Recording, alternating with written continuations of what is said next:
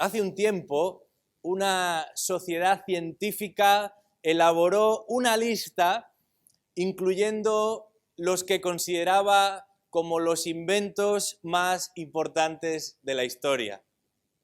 Normalmente tenemos la tendencia a querer decir quién es el mejor o qué es lo mejor y parece que solo podemos escoger una sola cosa. Y eso es muy difícil, es complicado vernos en esa tesitura de desechar cosas que son muy buenas solo para escoger la mejor. Así que esta fundación de científicos decidió no limitarse y escogió los 15 mejores inventos de la historia. Y os voy a leer esa lista porque me parece interesante y vamos a ver una progresión en ello. Dice esta lista que el primer gran invento es el fuego, el siguiente la rueda, después el arado, luego la pólvora, a continuación el hormigón. Llegamos entonces a la bombilla, la máquina de vapor, la imprenta, el avión, los antibióticos, el motor de combustión, el telégrafo, el ordenador, el teléfono y finalmente Internet. Bueno, es fácil incluir en esta lista a 15 de estos elementos, quizás algunos se quedan fuera, pero estoy seguro de que estamos de acuerdo, aunque hubiéramos incluido algún otro, que cada uno de estos ha sido fundamental para el desarrollo del ser humano. Nos hemos beneficiado de ellos, los hemos utilizado y los utilizamos cada día. Y seguro que nuestra vida es más fácil por medio de todos estos elementos. Pero yo quisiera proponer una alternativa al mejor invento en este día. Una alternativa a todos estos que, sin desmerecerlos, me parece fundamental. Y no es otra cosa que los manuales de instrucciones. Los manuales de instrucciones, porque si no sabemos cómo funcionan cada uno de esos elementos, jamás vamos a poder usarlos. A lo mejor quedarán reducidos a un grupo de élite, a los inventores o a sus acompañantes que podrán en un momento determinado darle al botón y sacar el máximo provecho. Pero si nosotros no aprendemos a emplearlos, por muy especiales que nos digan que son esos inventos, jamás les sacaremos provecho. Sin embargo, y aquí viene el pero, en la mayoría de las ocasiones hacemos caso omiso de las instrucciones. Preferimos encender el aparato inmediatamente o pensar que nuestra propia experiencia nos llevará a saber emplearlo sin necesidad de recurrir al manual. Y muchas veces eso lo hacemos con elementos que no son verdaderamente importantes. Por ejemplo, antes de comenzar una partida en estos juegos que se practican en el hogar, ¿verdad? Nos sentamos en la mesa y alguien dice, aquí están las instrucciones, pero rápido alguien replica, no hacen falta, este juego ya me lo conozco yo, ¿verdad? Bueno, los resultados pueden ser mínimos. Al cabo del rato habrá que leer las instrucciones para saber cómo se juega, pero la vida continúa. Sin embargo, en otros momentos, el seguir las instrucciones o no puede tener consecuencias verdaderamente serias para nosotros. Y tristemente, algo parecido sucede también con la vida cristiana. Muchas personas transitan por este mundo confiadas en que ya lo saben, apoyadas en su buena intuición, descansando en las experiencias del pasado, en su trayectoria o incluso en su ascendencia familiar. Pero no prestan la más mínima atención a las indicaciones que Dios nos ha dado. Y esas indicaciones precisamente nos han sido dadas para que vivamos y vivamos bien. En esta mañana quisiera que nos detuviéramos en un manual de instrucciones muy particular. Es un manual contra la tentación. Está compuesto por 4 elementos que nos van a ayudar a mantenernos firmes ante la tentación. Jesús mismo nos ofrece este manual y lo hace por medio de su propio ejemplo y sin duda haremos bien en prestar atención. Os invito a abrir vuestras Biblias al capítulo 4 del Evangelio de Mateo, Mateo 4, versículos del 1 al 11. Vamos a leer este pasaje. Dice así la palabra de Dios. Entonces Jesús fue llevado por el Espíritu al desierto para ser tentado por el diablo. Y después de haber ayunado 40 días y 40 noches, entonces tuvo hambre. Y acercándose el tentador le dijo: si eres hijo de Dios, di que estas piedras se conviertan en pan. Pero él, respondiendo, dijo: escrito está, no solo de pan vivirá el hombre, sino de toda palabra que sale de la boca de Dios. Entonces el diablo le llevó a la ciudad santa y le puso sobre el pináculo del templo y le dijo: si eres hijo de Dios, lánzate abajo, pues escrito está, a sus ángeles te encomendará y en las manos te llevarán, no sea que tu pie tropiece en piedra. Jesús le dijo: también está escrito, no tentarás al Señor tu Dios. Otra vez el diablo le llevó a un monte muy alto y le mostró todos los reinos del mundo y la gloria de ellos. Y le dijo: todo esto te daré si postrándote me adoras. Entonces Jesús le dijo: vete, Satanás, porque escrito está, al Señor tu Dios adorarás y solo a Él servirás. El diablo entonces le dejó. Y he aquí ángeles vinieron y le servían. Hasta aquí nuestro pasaje de esta mañana. Y tengo que deciros antes de comenzar que yo mismo he estado a punto de caer en la tentación de convertir estos 11 versículos en una serie larga y pararnos con mucho detalle, porque creo que hay lecciones importantes que extraer. Pero finalmente el Señor me recondujo y creo que ahora mismo el objetivo es seguir avanzando en la explicación del Evangelio y ya habrá tiempo de pararnos con más detalles en el futuro. Pero este que acabamos de leer es un texto que nos proporciona un verdadero manual, un manual contra la tentación. Y lo primero que nos encontramos aquí en los versículos 1 y 2 podríamos llamarlo el momento de la tentación. Fíjate lo que dice Mateo escribiendo la introducción a este encuentro. Versículo 1 del capítulo 4. Entonces Jesús fue llevado por el Espíritu al desierto para ser tentado por el diablo. Y después de haber ayunado 40 días y 40 noches, entonces tuvo hambre. El momento de la tentación. Si pasásemos a la página anterior, nos encontraríamos con ese instante en el que Jesús se había acercado al Jordán, al río Jordán, para ser bautizado por Juan. Ese era el objetivo. Por eso recorrió más de 100 kilómetros hasta llegar desde su casa al lugar donde se encontraban los bautizados y el bautizador. Pero ahora dice el texto que es llevado al desierto para ser tentado por el diablo. Ese es el objetivo. Para eso Jesús está siendo llevado a aquel lugar.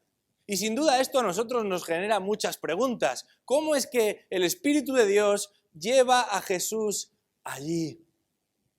Bueno, tenemos la ventaja de haber leído todo el pasaje y sabemos lo que sucede al final. Jesús va a mostrar una vez más que Él es el Mesías, esta vez venciendo al enemigo de nuestras almas, esta vez manteniéndose firme ante las tentaciones del diablo. En el desierto es el lugar donde se encuentra Jesús. En el desierto, donde los israelitas también habían sido tentados muchas veces. Y en el desierto, donde los israelitas habían caído una vez tras otra. Pero el texto nos va a informar, nos va a insistir, nos va a clarificar. Jesús es distinto. ¡Qué gran contraste nos encontramos aquí! Empezando por el versículo que termina el capítulo 3 y el versículo con el que comienza el capítulo 4. Jesús ha pasado de estar rodeado por una gran muchedumbre para enfrentar la soledad. Jesús ha pasado de experimentar el frescor del río Jordán para sufrir el calor del desierto. Jesús ha pasado de escuchar la afirmación de Dios Padre cuando dijo: "Este es mi Hijo amado, en quien tengo complacencia", para enfrentarse a las tentaciones y acusaciones del diablo. El capítulo 3, como digo, termina con una declaración taxativa: "Este es mi Hijo amado". Y veíamos cómo Dios encuentra en Jesucristo su aspiración mejor, su compañero ideal, su satisfacción mayor. Y veíamos también que Él lo ha querido compartir con nosotros para que nos beneficiemos también de todas las riquezas que hay en Cristo. Y sin embargo, en este capítulo 4, esta declaración, esta afirmación sobre Jesús va a ser cuestionada constantemente. En cierto sentido, podemos decir que después de un pico de espiritualidad y luego de una presentación ante el gran público, tras esa afirmación de Dios, ahora se enfrenta a la tentación. ¿Has experimentado algo parecido en tu vida? Después de un momento álgido, después de una experiencia verdaderamente animadora, de repente es como que uno se despierta a la realidad y las pruebas y las dificultades y los retos no se detienen. Esto sucede mucho cuando uno va a un campamento, ¿verdad? Uno pasa unos días alejado del mundanal ruido, en comunión con otros, escuchando la palabra de Dios, animado por la comunión y por la enseñanza bíblica, y de repente regresa al instituto, o a la universidad, o al trabajo, o simplemente a la calle, y se da cuenta de que está rodeado por personas que no solamente no le van a animar en esa dirección, sino que continuamente presentarán sus objeciones. Y entonces, ¿qué sucede? Todo eso que habíamos avanzado parece desvanecerse en un instante. Todo eso que habíamos logrado parece que ya no tiene ningún valor. Todo eso que nos habíamos propuesto se queda, como decimos coloquialmente, en agua de borrajas. Dice el versículo 2 que habiendo ayunado 40 días y 40 noches, después tuvo hambre. Jesús tenía hambre, y esto nos muestra una vez más que este es un personaje de carne y hueso y que lo que se nos relata aquí no tiene que ver con una proyección mental ni psicológica, sino que tiene una validez absoluta como cualquier otra instancia en la que Jesús pudo encontrarse. Sin embargo, Jesús no es que haya pasado de un pico de espiritualidad a la soledad y la angustia de la confusión, como a veces nos sucede a nosotros, sino que ese tiempo ha sido bien invertido. Jesús estaba preparado porque se había preparado. Jesús en esos días se había dedicado a meditar y a orar. Jesús había estado en aquel lugar por 40 días, no como un fin en sí mismo, sino como parte de esa preparación. Y algunos incluso piensan que el diablo, por supuesto, sabía que estaba allí desde el primer momento, porque para eso había sido llevado allí, y sin embargo no quiso intervenir hasta observar o pensar que Jesús habría estado lo más debilitado posible. Si la tentación tenía que producirse, mejor hacerlo en el momento en el que Jesús estuviese más débil. Jesús estuvo todo ese tiempo orando, meditando, preparando su corazón.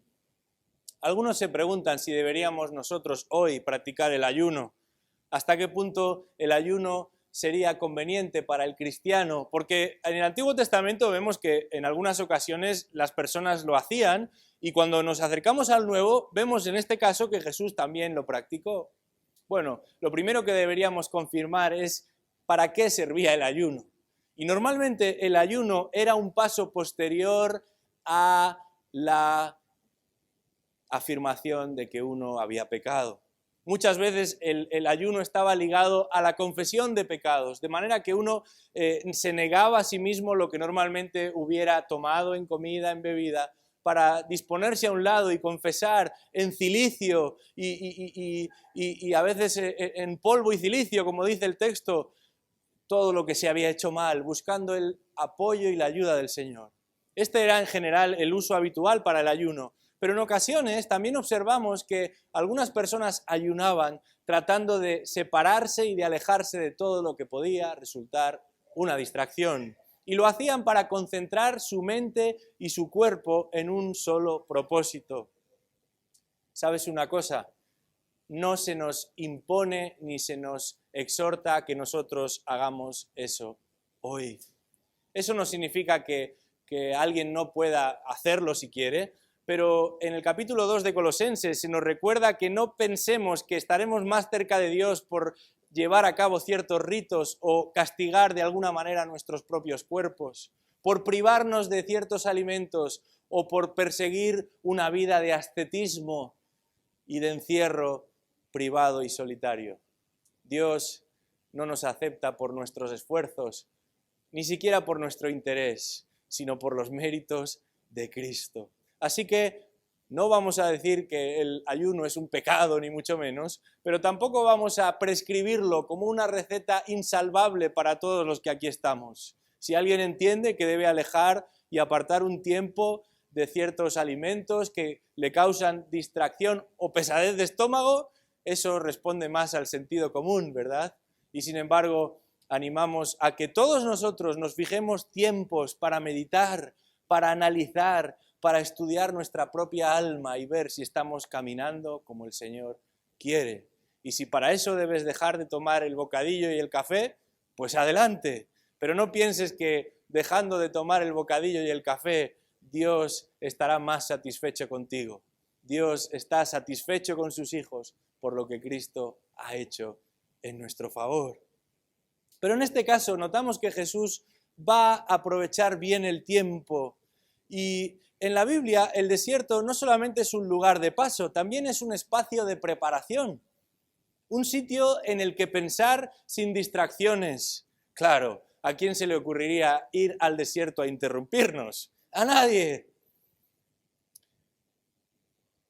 Moisés, Elías, el mismo Pablo, todos ellos pasarán en un momento determinado un tiempo prudencial en el desierto. Y lo harán para prepararse ante la labor que tienen que acometer. Pero la idea de todos estos es no quedarse en el desierto, no quedarse allí de manera indefinida. Antes o después van a regresar. El cristiano no ha sido llamado a aislarse como si fuera un anacoreta de estos que tanto abundan en el oriente. No es un eremita que se esconde dentro de un castillo o de un monasterio. Entre otras cosas, porque sabes algo importante, y es que donde tú vas, también te acompaña tu pecado. Allí donde vas, tu naturaleza viaja contigo. De manera que por mucho que te subas a una montaña o te escondas en el fondo del mar dentro de un submarino imperceptible, tu situación seguirá siendo la misma.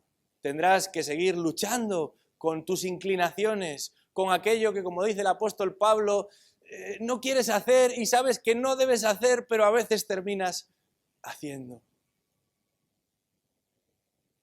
Continuamente nos encontramos a un Jesús que sabe buscar tiempo, sabe apartar tiempo para concentrar su mente y corazón en el Señor y sacar de ahí la provisión y la dirección que necesita. De manera que si nos acercamos a los evangelios veremos que antes de las decisiones importantes Jesús se aleja una vez más del grupo y se dedica a reposar en Dios. Por ejemplo, antes de la elección de los discípulos. Por ejemplo, en ese momento en el que todos le buscan para hacerle rey.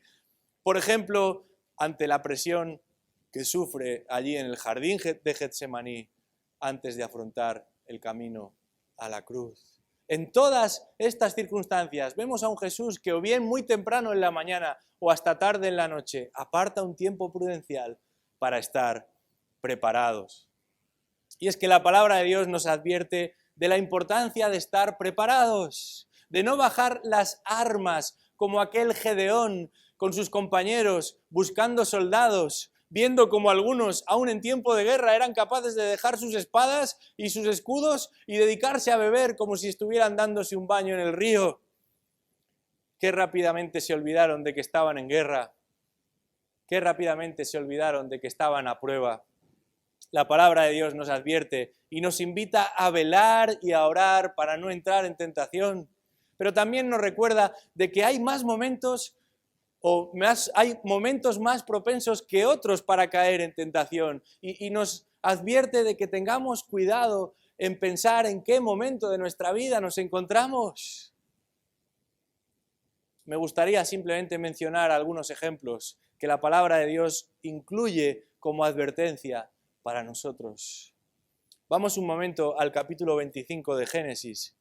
Génesis 25. Génesis 25, comenzando en el versículo 27. Se nos habla ahí de los hijos de Isaac y dice que los niños crecieron y Esaú llegó a ser diestro cazador, hombre del campo, pero Jacob era hombre pacífico que habitaba en tiendas. Y amaba Isaac a Esaú porque le gustaba lo que cazaba, pero Rebeca amaba a Jacob. Un día, cuando Jacob había preparado un potaje, Esaú vino del campo agotado. Y Esaú dijo a Jacob: te ruego que me des a comer un poco de ese guisado rojo, pues estoy agotado. Por eso lo llamaron Edom, que se llama rojo. Pero Jacob le dijo: véndeme primero tu primogenitura. Y Esaú dijo: he aquí estoy a punto de morir, ¿de qué me sirve pues la primogenitura? Y Jacob dijo: júramelo primero. Y él se lo juró y vendió su primogenitura a Jacob. Entonces Jacob dio a Esaú pan y guisado de lentejas, y él comió y bebió, se levantó y se fue. Así menospreció Esaú la primogenitura. La mayoría de nosotros estamos familiarizados con esta historia, pero aquí nos encontramos a un hombre en un momento de necesidad. En un momento de necesidad, Esaú dejó de lado toda su responsabilidad como hermano mayor, como hijo primogénito, y decidió venderla simplemente por un plato de lentejas. Momento de necesidad. ¿Alguna vez has vivido un momento de necesidad? Alguno gira la cabeza y dice: ¡guau! ¿Cuándo no? ¿Cuándo no? Y sin embargo, ante un momento de necesidad, probablemente seamos más susceptibles de ser tentados con ceder o con dejar de lado lo que realmente es importante. Esto es lo que hizo Esaú en un momento de necesidad. Algo que lamentaría, por supuesto, el resto de sus días. Algo que tendría consecuencias a nivel global. Y no tenemos tiempo de desarrollarlo. Pero vamos por un segundo a 2 de Samuel 11, capítulo 11, versículo 1. Porque nos encontramos con otro de esos momentos en los que uno puede terminar por ser más sensible, si podemos decirlo así, a la tentación. 2 de Samuel 11, versículos del 1 al 3. Dice así la palabra de Dios: aconteció que en la primavera, en el tiempo cuando los reyes salen a la batalla, David envió a Joab y con él a sus siervos y a todo Israel, y destruyeron a los hijos de Amón y sitiaron a Rabá. Pero David permaneció en Jerusalén. Y al atardecer David se levantó de su lecho. No pierdas el detalle. Al atardecer David se levantó de la cama. Se había echado una siesta tremenda. Y se pasaba por el terrado de la casa del rey. Desde el terrado vio a una mujer que se estaba bañando. Y la mujer era de aspecto muy hermoso. David mandó a preguntar acerca de aquella mujer y alguien dijo: ¿no es esta Betsabé, hija de Eliam, mujer de Urías hitita? Y sabemos lo que sucede después. Ociosidad. El texto es muy claro. Nos dice que en el momento del año donde los reyes salen a pelear, David estaba en su casa. Nos dice que en el momento del día en el que la gente se prepara para irse a la cama, David se está levantando. Nos dice que en el lugar donde las personas se están bañando, David se asoma. Nos dice que a pesar de que recibe la información y le advierten: esta señora es casada. a David no le importa lo más mínimo y sabemos que cae en una espiral constante y descendente de pecado. Ociosidad. Momentos de necesidad son muy propicios para caer en la tentación de buscar una solución. Momentos de ociosidad son muy propicios para caer en la tentación de buscar algo de satisfacción. Pero también acerquémonos ahora a 1 Samuel 13, muy cerquita de nuestro texto. 1 Samuel 13, versículo 8, porque ahí nos encontramos con alguien que vive momentos de confusión. 1 Samuel 13, 8. Se nos relata aquí la historia de Saúl. Saúl estaba en plena guerra y en un momento determinado el profeta Samuel le dice: quédate allí y espera hasta que yo llegue. Y en ese momento ofreceremos holocaustos al Señor. Y sin embargo vemos que Saúl se precipita, está nervioso, está confundido, y el versículo 8 nos informa de que él esperó 7 días conforme al tiempo que Samuel había señalado, pero Samuel no llegaba a Gilgal y el pueblo se le dispersaba. Entonces Saúl dijo: traedme el holocausto y las ofrendas de paz. Y él ofreció el holocausto. Sucedió que tan pronto como terminó de ofrecer el holocausto, he aquí que Samuel vino y Saúl salió a su encuentro para saludarle. Pero Samuel dijo: ¿qué has hecho? En un momento de confusión, donde este hombre ve que todo se desmorona, donde observa que el pueblo comienza a disgregarse, donde los enemigos están cerca, en lugar de obedecer las instrucciones, Saúl se precipita en medio de la confusión. En un momento de necesidad, en un momento de ociosidad, en un momento de confusión, nos volvemos vulnerables a la tentación. Pero ¿y qué si hablamos de Sansón y pensamos en un momento de exposición? Porque se trata de un hombre que constantemente ahí en el libro de Jueces se está exponiendo a la tentación. Piensa que puede jugar con ella como juega con los cascos de sus enemigos. Y finalmente, una y otra vez, se va a resbalar y se va a caer hasta caer de una manera definitiva. Momento de exposición, de exponernos nosotros mismos. Pero ¿qué si pensamos, por ejemplo, en José y en un hombre que constantemente estuvo bajo autoridad y que bajo autoridad varias veces tuvo que ser empujado a escapar de la tentación? Primero en la casa de aquel capitán del ejército de Faraón. Literalmente dice el texto que estando bajo la autoridad de otros amos, tiene que salir corriendo, porque si no hubiera quedado marcado allí. Lo mismo le sucede en la prisión. Él podía haber hecho cualquier cosa, haber dicho cualquier cosa, y sin embargo le toca esperar, sabiendo que los compañeros de celda no habían sido justos con lo que él les había proporcionado. Posteriormente, cuando está bajo el auspicio del faraón mismo, tiene que decidir cómo va a actuar, de qué manera va a tratar a los suyos y a los que no son los suyos. Constantemente este hombre tuvo que enfrentarse a decisiones de otros, a estar bajo autoridad. Y de nuevo, ese es un momento propicio, susceptible para resbalar y hacer lo que no debemos. De manera que rápidamente hemos visto algunos ejemplos de cómo hay momentos en nuestra vida en el que la tentación se va a hacer más visible, se va a hacer más presente. A veces porque nosotros promovemos esos momentos, a veces porque inevitablemente nos encontraremos en ellos. Y la pregunta es, ¿cómo vamos a responder? Uno de los males de la iglesia contemporánea es que existe muy poco temor al pecado. Lo poco en que pensamos en lo peligroso que es el pecado, en lo dominante que resulta para nosotros. En ocasiones hay lugares y congregaciones donde parece que el pecado ya no es un problema para nadie. No se habla de él, no se escapa de él, no se previene acerca de él. Quizás si existe es un problema de otros, pero no de nosotros. Y quizás se habla mucho de alcanzar sueños y metas y objetivos, pero poco de resistir el pecado que todavía mora en nosotros. No hay temor a pecar, ni tampoco a sus consecuencias, y sin embargo, la Biblia nos advierte de que el pecado nos endurece, el pecado nos insensibiliza, el pecado nos aleja de Dios, el pecado contrista al Espíritu de Dios que mora en nosotros.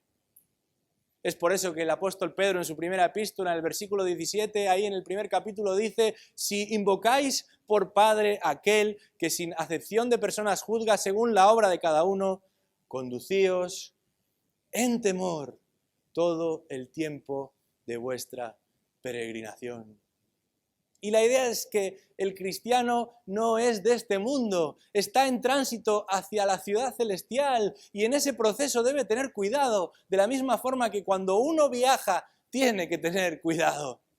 Cada vez más en las ciudades, sobre todo en el centro de las ciudades, hay carteles para los turistas advirtiéndoles de que deben tener cuidado, de que no piensen que porque queramos que nos visiten no va a haber ladrones esperando. No va a haber personas dispuestas a aprovecharse, a engañar, a sacar ventaja de ellos. Cuanto más en nuestra vida espiritual, si sabemos que hay alguien interesado en que nosotros no alcancemos la meta. Alguien que no descansará hasta que alguno de esos que emprendieron su camino cejen en el intento y den marcha atrás. Sabemos que en el Señor estamos protegidos, que el que comenzó la buena obra en nosotros la terminará, pero sabemos también que estas situaciones pondrán de manifiesto que algunos nunca fueron de Él y que otros creyentes que sí lo son vivirán vidas tristes y amargadas porque viven finalmente de un lugar a otro movidos por esa constante presencia de una tentación que no les deja experimentar la libertad que tenemos en Cristo. Somos llamados a no bajar la guardia, a ser precavidos, a estar vigilantes, porque el momento de la tentación puede ser el último antes de caer en las garras del pecado. Eso nos lleva al segundo elemento que encontramos en este manual contra la tentación y podríamos llamarlo el agente de la tentación. Versículo 3, el agente de la tentación. Volvemos a Mateo capítulo 4, versículo 3. Y dice ahí: acercándose el tentador le dijo: si eres hijo de Dios, di que estas piedras se conviertan en pan. En este texto se nos introduce a un personaje del que hasta ahora Mateo no nos había dicho nada. Se trata del promotor, del incitador, como dice Mateo, del tentador. Y este no es otro que el diablo mismo. Un diablo al que el cine, la literatura, la televisión lo ha representado como una serpiente, como un monstruo, como una atractiva mujer o como un inocente niño al encuentro de Jesús. Sin embargo, Mateo no menciona nada acerca de su aspecto.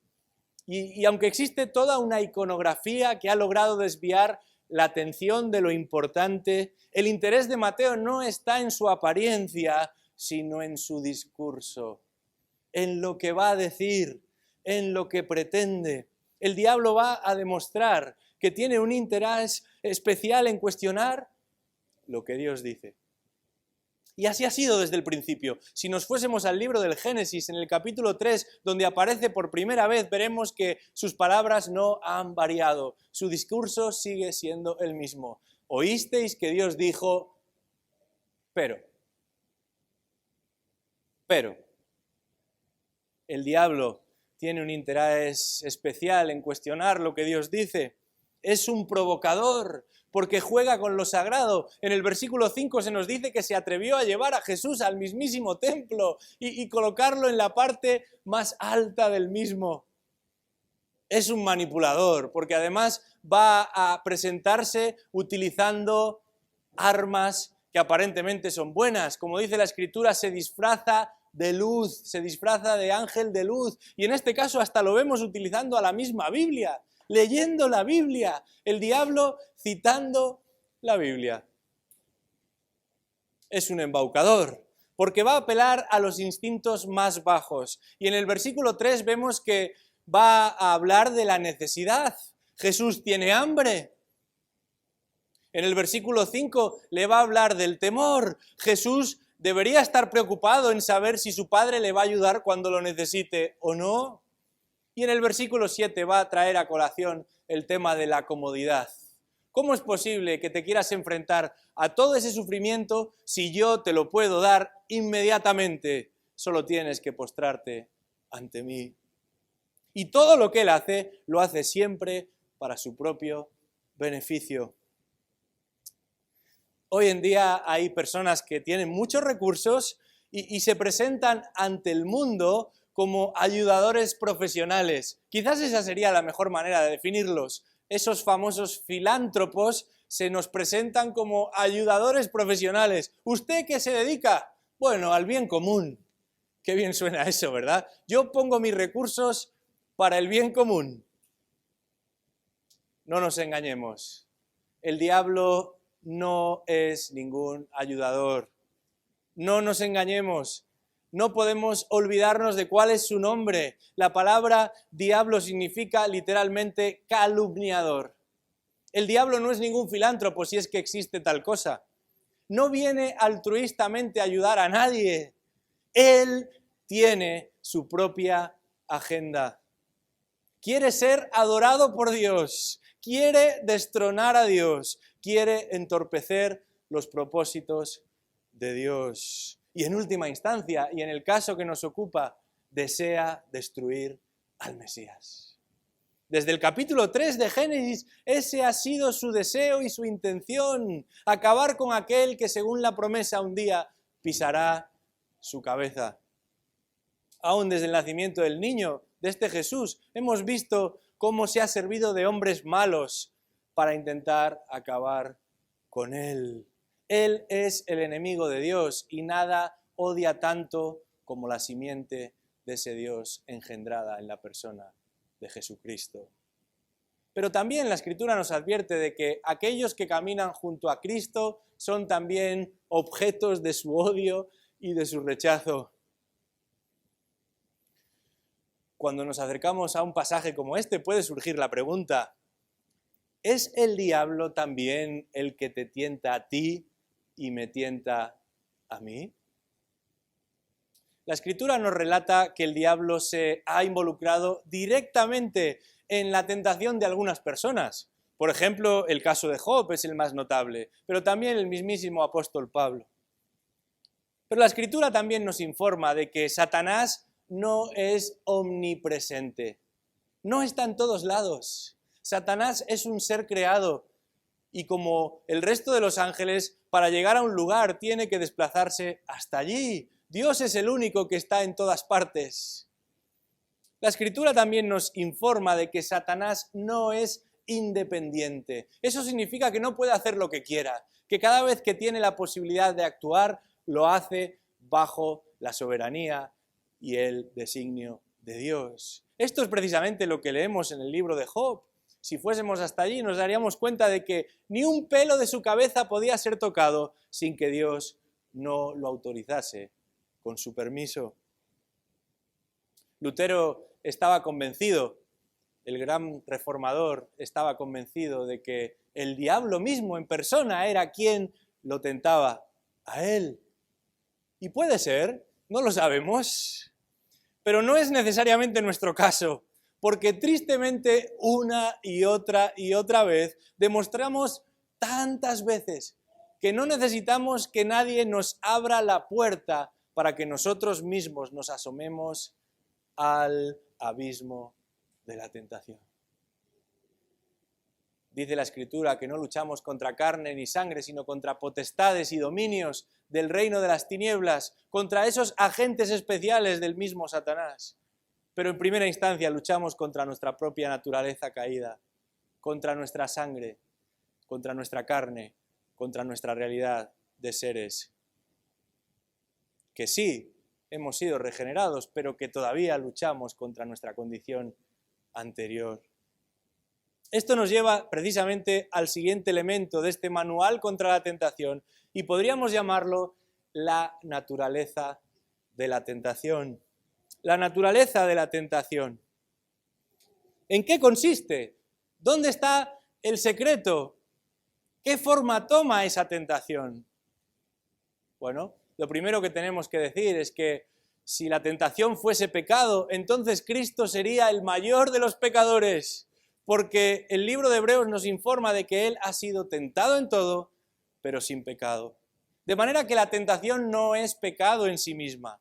La tentación no es pecado en sí misma, pero sí puede empujarnos hacia el pecado.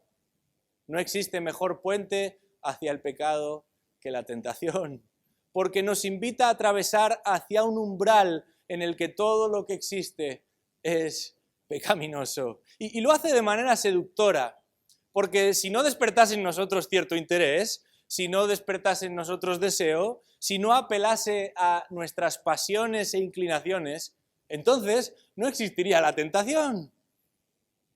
Sé que entre nosotros hay algunos aficionados a la pesca. Y cuando uno entra en una tienda especializada, se sorprenderá de la cantidad de productos especializados que allí podemos encontrar.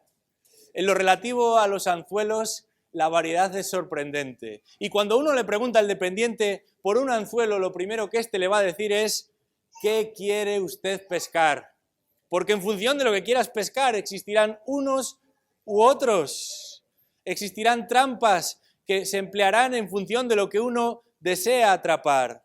Y esto mismo sucede con la tentación. Existen multitud de anzuelos dependiendo de por dónde se nos quiere enganchar. En este texto encontramos 3 posibles disfraces de la tentación, 3 posibles anzuelos que nos revelan esa naturaleza tan seductora y al mismo tiempo peligrosa que la tentación presenta. Por un lado, en el versículo 3 se nos presenta la tentación como algo agradable. Algo agradable. No son piedras lo que el diablo invita a comer a Jesús. Es pan. Y es pan en un momento de mucha hambre, de mucha hambruna. Y eso resulta gratificante. Resulta satisfactorio. Resulta necesario. Pero recuerda, el diablo no está interesado en que Jesús coma. Su verdadero interés tiene que ver con que éste busque provisión lejos de Dios. En un sentido, quería mostrarle a Jesús, este engañador, que Dios no se estaba preocupando lo suficiente acerca de él. ¿Cómo es que su hijo? Por eso le dice: ya que eres el hijo de Dios, entonces come. ¿Por qué pasar hambre? ¿Por qué no usar tu poder para beneficiarte? Es una propuesta agradable.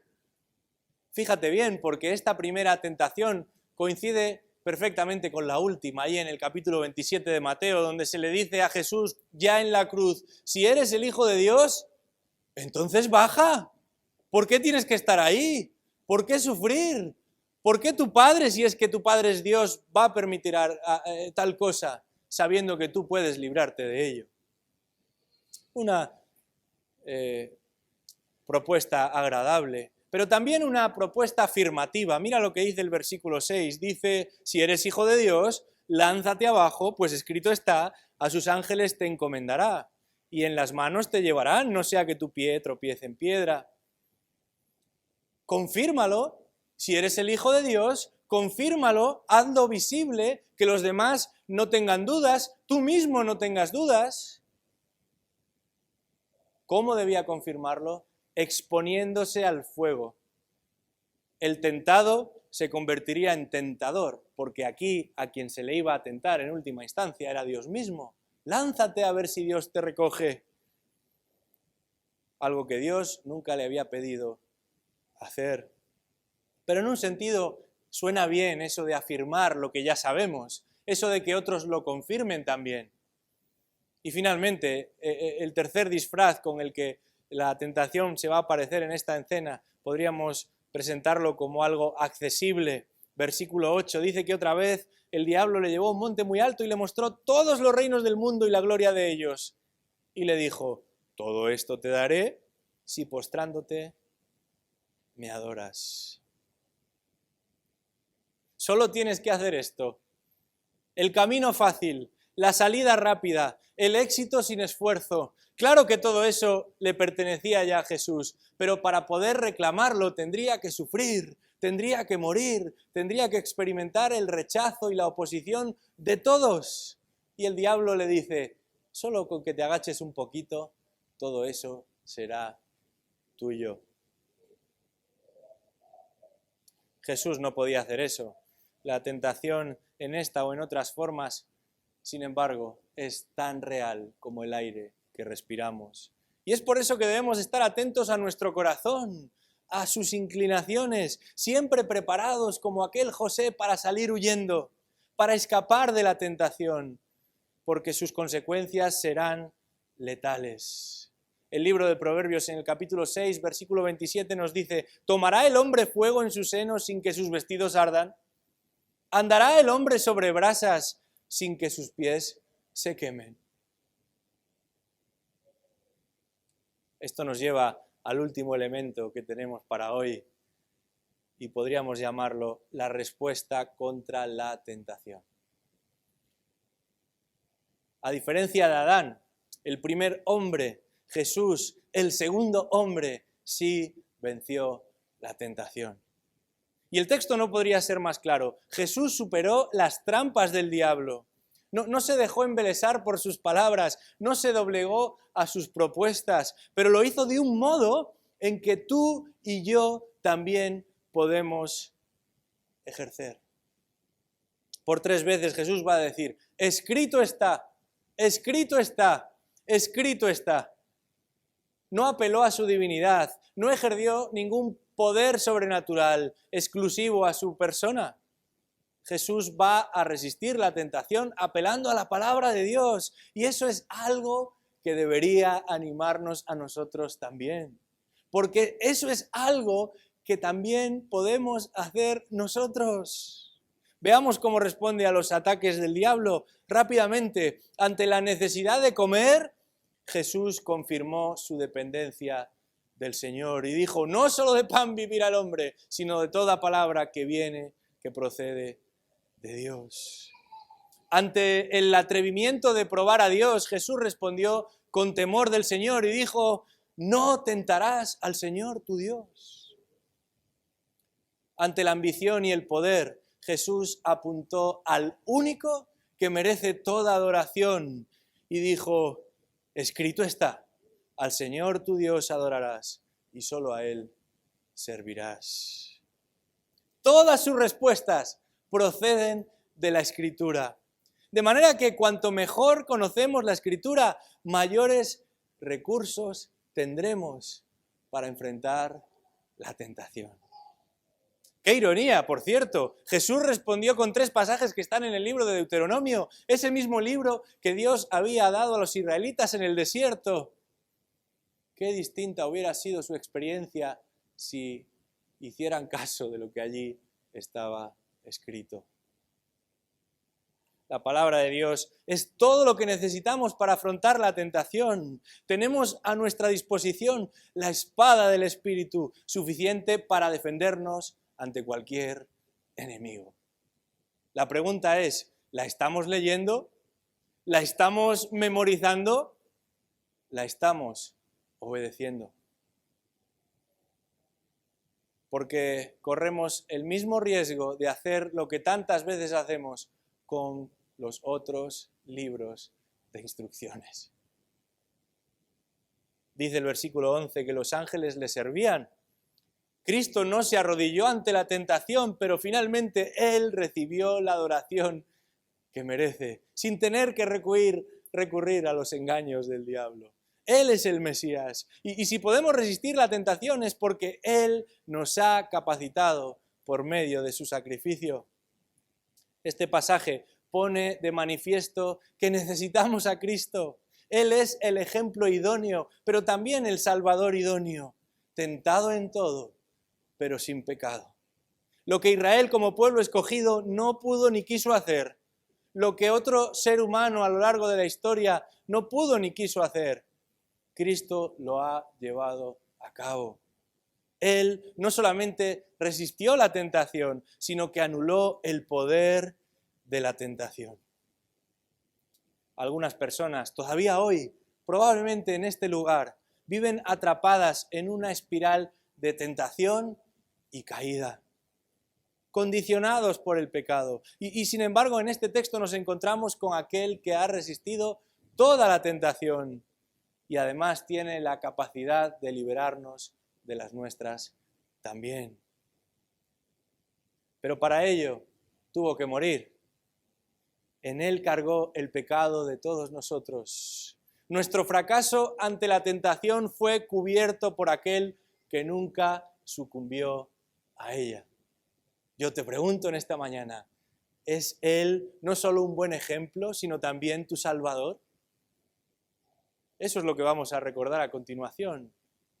Que esta sea la realidad para todos los que estamos aquí, porque no encontrarás un mejor ayudador que Cristo y no deberás dar a otro la adoración que solamente Él merece. Vamos a orar. Señor, en este día te damos las gracias por tu palabra, por tu consuelo, por tu instrucción. Te pedimos simplemente que nos ayudes a empaparnos de ella, no como aquel diablo que la conocía perfectamente, sino como aquel Jesús, la palabra encarnada, aquel que mostró su obediencia al Padre hasta lo último y hasta el fin. Señor, permítenos que como tus hijos podamos hacer lo mismo. Líbranos de la tentación. Ayúdanos a resistir al diablo, porque sabemos que él huirá de nosotros. Enséñanos tu palabra, porque nos protegerá de tantas cosas y al mismo tiempo nos llenará de tantas otras que vienen de ti, que son tan positivas. Bendícenos con tu palabra, Señor. Pedimos esto en el nombre de Cristo. Amén.